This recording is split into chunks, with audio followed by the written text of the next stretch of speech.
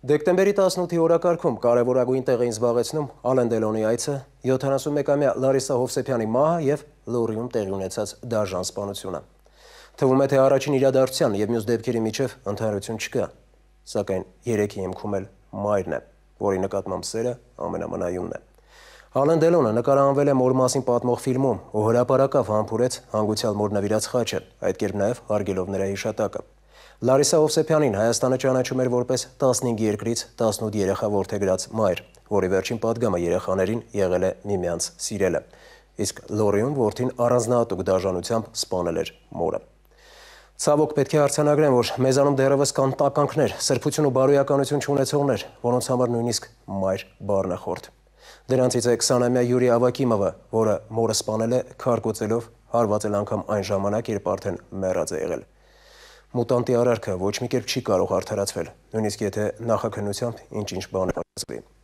Իրոք սա կարելի աշխարհի վերջ համարել, ու պարտադիր չէ, որ երկրագունդը պայթի։ Ինչևէ, շատ նուրբ ու զգայուն հարց է։ Անցնեմ մեկ այլ թեմայի, որին կանրադառնանք տեսանյութում։ Ճանապարհային ոստիկանության տուգանային հրապարակ բերման ենթարկվեց միևնույն համարանիշներով 4 մեքենա։ Պատճառը չունեին ապա երազանման կտրոններ, խախտել են երթևեկան կանոնները եւ այսպես շարունակ։ Հարց. Չեք հոգնել ու հին ու ճակերտավոր բարի ժամանակներով առաջնորդվելուց։ Իհարկե լավ է, որ նաև այդ կերպ եք լցնում պետական բյուջեն, բայց օրինակելի երկիր կառուցելու համար յուրաքանչյուրը պետք է օրինապաշտ լինի։ Այս, ինչպես նշել ենք թողարկման առաջին հատվածում, անբարենպաստ եղանակի պատճառով առաջացած վթարները Գագիկ Շամշյանի աշխարհի վերջը յուրաքանչյուրից մեջ է տեսանյութում։ Ինչու անկում գետովսուրը բոլորս ծանոթ ենք։ Կա այնտեղ մի դրվագ, որտեղ շարքային սամուխին ասում է, այստեղից է սկսում պետական սահմանը, շարքային սամուխին։ Կարելի ասել, սա ճանապարհային ոստիկանության օպերատիվ կառավարման կենտրոնն է, որտեղ արձանագրվում եւ գրանցվում են ճանապարհատրանսպորտային պատահարները, ինչպես նաեւ օրինախախ այն վարորդների համար ավտոհետախուզումը հայտարարվում է այստեղից, որոնց վարորդները բերման են ենթարկվում երկաթյա նշույլներով ճանապարհային ոստիկանության տուգանային հրապարակ։ Տեսակ չէ, թե որտեղից են պուծով կաստանում չարաճճի ոսկե երիտասարդները իրենց կատարած օին բազությունների համար։ Այդ մասին սակայն մի փոքր ուշ։ Հիմա անդրադառնամ շաբաթվա ամենաաղմկարուս դեպքերից մեկին։ Հասել ենք նրան, որ հանցագործ Ստահակը բենզինը լցրել է քնած մարդու վրա։ Դեկտեմբերի 18-ի լուսաբացին Ռուբինյանց փողոցում գործող CBS բենզալցականն է գալիս մի քաղաքացի եւ փորձում լիցքավորողից հափշտակել եղած գումարը։ Ճիվաղը հանդիպելով դիմադրության կոտրում է բենզինալցականի պատուանափեղկը եւ իր հետ բերած բենզինը լցնում 28-ամյա Արամայիս Դվոյանի վրա, որն այդ պահին բազմոցին քնած էր լինում, եւ իրեն դիմադրություն ցույց տվող 25-ամյա Գուրգեն Կարապետյանի վրա։ Այլ ելք չունենալով Բացիլը փախնում է, ավարտին չհասցնելով սև գործը։ 4 ժամից ավել ոստիկանության նոր-նորքի քննչական բաժնի քննիչները քննչական բաժնի պետ Մեհեր Վարդանյանի գլխավորությամբ օպերատիվ քննչական գործողություններ էին կատարում հանցագործությունը տակ հետքերով բացահայտելու համար, մինչդեռ հանցագործն այս պահին դեռ ազատության մեջ է։ Անկախ նրանից կհայտնաբերվի հանցագործը թե ոչ, մեր կողմից նշված բենզալցականի տերերին հորդորում ենք։ Օրական միլիոնների եկամուտ ունեք։ Այդ անտեր տեսախցիկը ինչա չեք տեղադրում։ Մանավանդ հաստատ մոռացած չեք լինի, թե տարիներ առաջ ինչքան գումար տարան նույն բենզալցակայանից։ Ասել բենզին փողը թան։ Ասալ ինչ փողը։ Կամոց չի կարելի։ Ինչ փողը։ Դուր էլի փակեցի։ Կլապանը փակեցի։ Կլապանը փակեցի։ Ինքը արդեն այդքան ես որ խոսացի արդեն հետս աշխատում արտնացա։ Այս ինչ անասի հելի գուգո։ Ինքը արդեն ինքը դրսի կողմից լուսին կպցրեց։ Կպցրեց տակից եկա բենզինի կրակը։ Այ բալամ, սենց բան կլինի այդ ձնին, ձնաբքին 1000 կիլոմետր կտրես ու հասնես Մեղրի, որ մի անգամ եւս համոզվեց, որ այս ճանշինները ուղակի կույրաղիկ են։ Բա ինչ ասեմ, կույրաղիկ չլինեն, խի պիտի այդ ճանապարհները այդ վիճակում լինեն, որ Իրանի քաղաքացի 44-ամյա Զոհրա Բարազադե Իանան Արևիկ գյուղի ճանապարհին մերկասառույցի պատճառով մարդատար ավտոբուսով կլխկոնձի տար։ Ու քանի որ ավտոբուսում գտնվելուց է եղել մեծ թվով ուղևորներ, չէր բացառում, որ ունենանք մեծ թվով զոհեր։ Այս դեպքում ունեցանք 1 զոհ եւ 25-ից ավելի վիրավոր։ Վիրավորներին օգնություն էին ցուցաբերում գյուղացիները, ճանապարհային եւ Մեղրիի ոստիկանները, Սյունիքի մարզի հրշեջ փրկարարներն ու շտաբօգնության բրիգադները։ Շամշյանը գետի մեջ թափած կոնֆետները նկարի։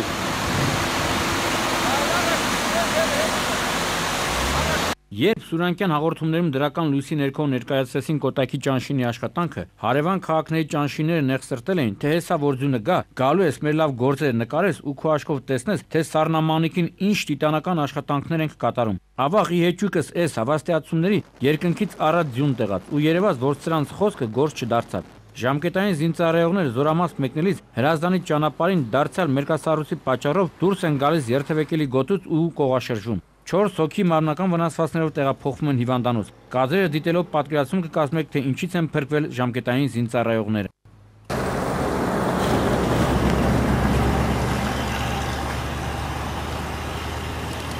Երևան-Գյումրի ավտոճանապարհը նույնպես համարվում է ռազմավարական նշանակության կարևորագույն մայրուղի ու տրանսպորտի եւ կապի նախարարության մարզային կառույցների եւ ճանշինի թիվ 1 խնդիրն է օպերատիվորեն հեռացնել ձյունը, դրանով իսկ ապահովելով անվտանգ երթևեկը։ Մինչդեռ Արագածոտնի եւ Շիրակի մարզերի պատասխանատուները չեն բարեաճում իրենց տաքուկ ջիպերից դուրս գան եւ բաց աչքերով նայեն իրականությանը։ Ճիշտ է, Շուշանիկ Միրզոյանը խոսեց մարզերին հասկացվող միջոցների անհամաչափ բաշխման մասին, այնուհանդերձ պետք չի բավարարվել միայն այդ պատճառաբանություններով։ Ու հիշեք, որ ձեր թերի աշխատանքի հետևանքով հնարավոր է վթարի ենթարկվեն ձեր ազգականները, ինչպես որ եղավ Արտեգի բնակիչների պարագայում։ Գործարարներ 25-ամյա Նելի Չարչյանը իր մոր 54-ամյա Փառանզեն Պապոյանի հետ Սուզուկի Մակրիշի ավտոմեքենայով դեպի Գյումրի ընթանալիս Թալինի շրջանի Դավիթաշեն գյուղի հատվածում ձյան չմաքրման հետևանքով դուրս են գալիս ճանապարհի երթևեկելի գոտուց ու 20 մետր գլորվում ձորը։ Վթարի հետևանքով մայր ու աղջիկ տեղափոխվում են հիվանդանոց, ու մինչև այս պահը բժիշկները պայքարում են աղջկա կյանքը փրկելու համար։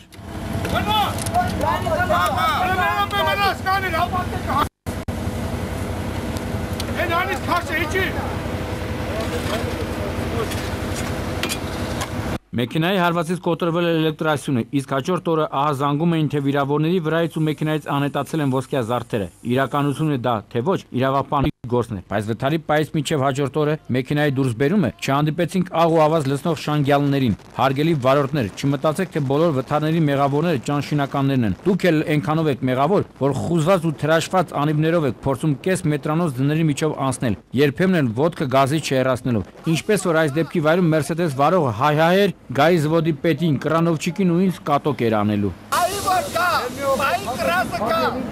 Ստեղ են ասում. Տաքսի, տաքսի, տաքսի, իմ յարին հասի։ Այս մարդը երևի աշխարհի վերջի հետևից էր ընկել, հաշվի չէր առել անիվների մաշվածությունն ու ճանապարհի մերկասառույցը։ Դեկտեմբերի 21-ին մինչ աշխարհը սրտատորով սպասում էր իր վերջին, կես գիշերից քիչ անց Նոր Խարբերդի բնակիչ 50-ամյա Կարեն Ղազարյանը լադայով Խարբերդի ճանապարհին կլխկոնձի է տալիս ու փափուկ վայրեջ կատարում Ստալինյան ջրատարում։ Իսկ է Յուրի Գագարին, սակայն ի տարբերություն Գագարինի ողջ է մնում։ Այս խեղճ վարորդին արդեն լուսաբացին օգնում են սերվիսի ու գայի տղերքը, հարևանությամբ գտնվող դպրոցի երեխաները, որոնք գերադասել են գային դեպքի վայր ավտո հանեն, քան դպրոցում սառած նստարանին հերթական 2 շալակին։ Իսկ վարորդը կատակում էր, թե ոչ աշխարհի վերջը եկավ, ոչ էլ իմ։ Պատկան մարմինները աշխատանքները չեն կատարել մերկասառույցը վերացնելու ուղղությամբ եւ տաքսի ավտոմեքենայի վարորդը մերկասառույցի պատճառով հայտնվել է Ստալինյան ջրատարում։ Սայաթ Նովան ասում էր. Իմ ջուրն ուրիշ ջրեն է, ամեն մարդ չի կարնա խմի։ Այդ Սայաթ Նովան, իսկ Երևանի բնակիչ 27-ամյա Արթուր Էրվինյանը հաստատ կարա երկի իմ պիվեն իմ թակավորն է։ Ու գիտեք խի, որովհետև այս մեր հերոսը մի լավ կոնծած Սայաթ Նովա փողոցում կարմիր գույնի Mercedes-ով դուրս է գալիս հանդիպակաց գոտի ու բախում մեկ այլ Mercedes-ի։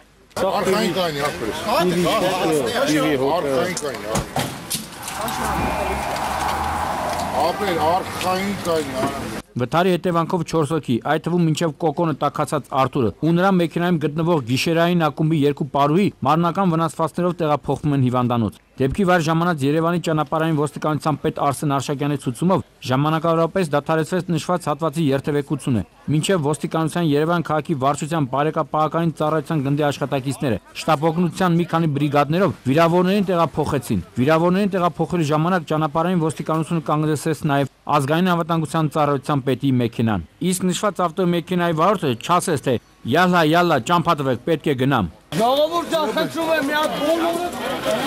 Էսի մասի, արի, էսի մասի, չէ։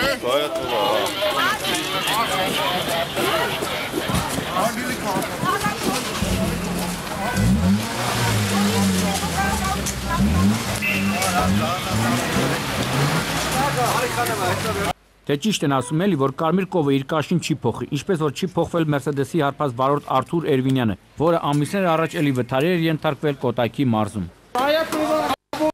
Ռուսաստանն է 70 միասասը 70 լիտով ոչ մի մեքենա։ Այն մարդ Հայաստանն էլ ունենա աղյանք ու այդ ձյունը ալանի լինի։ Տնաշեներ, աշխարհի վերջն է ինչա, ալարել եք մի Ղազան Հարիսայի աղլսնեք ճամփեքին։ Բա ով է պատասխան տալու շղթայական այս ավտովթարի համար։ Թե էլի արդարանալու եք, սպասում ենք աշխարհի վերջին։ Վայ աշխարհը փուլգա ձեր գլխին, 2 կիլոմետր չարչի նման ապարատը ձեռքս դարել է գիտ։ Իսկ գայ տղերք ու քնիչները էսկիմոս։ Աշխարհի վերջի առավոտյան լրի վերջներ Արագածոտնի մարզի Արայի գյուղից մինչև Ափնագյուղ տանող ճանապարհահատվածը։ Մերկասարույցի պատճառով միանգամից իրար էին դոմփել 30-ից ավելի ավտոմեքենա։ Մի քանի հոգի վնասվածքներ են ստացել։ Այս ամենից հետո ճանշինականները արդարանում են, թե հեսա եղի բրոնզով եկել են, ճամփեքը կբացենք։ Այնինչ 5 ժամից ավելի տևեց, մինչև Արագածոտնի մարզի քնիչներն ու ճանապարհային ոստիկանության երկրորդ սպայական գումարտակի աշխատակիցները վերականգնեցին բնականոն երթևեկությունը։ Իսկ ապարանի միլպետ Սերգո Ավետիսյանը հայ-հայեր դեպքի վայր էր ուզում բերել ավանակներին, անօգնական ու ապային սպասող վարորդներին դուրս բերելու համար։ Դեկտեմբերի 21-ը մայաները համարել են աշխարհի վերջ, բայց ինչպես տեսնում եք, աշխարհի վերջը չեղավ, այդ ամենը փուչիկ էր եւ պայթեց։ Բայց այս պահին Արագածոտնի մարզի Ափնագյուղի հատվածում ուրիշ շանում չես կարող տալ, քան սա վերջն է։ Իսկ ճանշինականները հերթական անգամ անգոր կհայտարարեն, թե առավոտը ժամը 6-ից աղ ու ավազը ձեռքներին Լենինյան շաբաթօրյակի նման աղը ցանել են, իսկ իրենց մեղքով չի եղել այս վթարը։ Այն որ ասում են 100-ի կեսը 50-ն է, դա անվիճելի է։ Ինչպես որ ոստիկանությունը անվիճելի պայքար է սկսել ոսկե երիտասարդների դեմ, որոնք գոլդ համարանիշներով երկաթյա արագընթաց նժույգներով սիրում են լոպազավարի իրար հետևից ընկած երթևեկության կանոնները խախտելով փողոցները չափչփեն, բայց շատ չկարողացան վայելել իրենց խախտումները Mercedes 500 եւ Lexus Magnus-ի 50-100 համարանիշներով մեքենաների ջայլները։ Հարգելիներս, գոնե այս անգամ ձեր ականջներին օղ արեք, որ ոչ ոք բարի քյալա չի տալիս ձեր լեկտիության համար, այլ ամենավերջին խոսքերով են հիշում ձեզ, իսկ երբեմն էլ ասում են, թե գնացեք, հեսա կդառնաք անջրաչափ պուլպուլակ։ Ձեզ չեք խղճում, խղճացեք ձեր ծնողներին, չնայած նրանք էլ ունեն իրենց մեղքի բաժինը, որ սրանց նման անդաստիրակ են մեծացրել։ Արդեն մեկ շաբաթ է Երևանի ճանապարհային ոստիկանության աշխատակիցները Երևանի ճյուղապետ Արսեն Արշակյանի գլխավորությամբ, այսպես ասած, ժողովրդի ասած պապայի բալաների, անդաստիրակ զավակների երկաթյա նժույգները տեղափոխում են այստեղ, Տուգանային հրապարակ, որտեղ էլ պարզվել է, որ ասենք Մոսկվիչի համարանիշները, հաշվառված Մոսկվիչի համարանիշները դրված է եղել ինչ-որ օլիգարխի, ինչ-որ սապրագլուխի, ինչ-որ նախարարի, ինչ-որ պետական ձերակեր չինովնիկի երկաթյա նժույգի վրա։ Գագիկ Շամշան, Սուրանկյուն։ Դե ինչ, եղեք առողջ հոգով, մտքով, մարմնով եւ արդար։ Ու հիշեք, առողջությունը թանկ է հարստությունից, իսկ արդարությունը բարձրագույնն է բոլոր առաքինություններից։ Կհանդիպենք։ Բարին ընձեզ։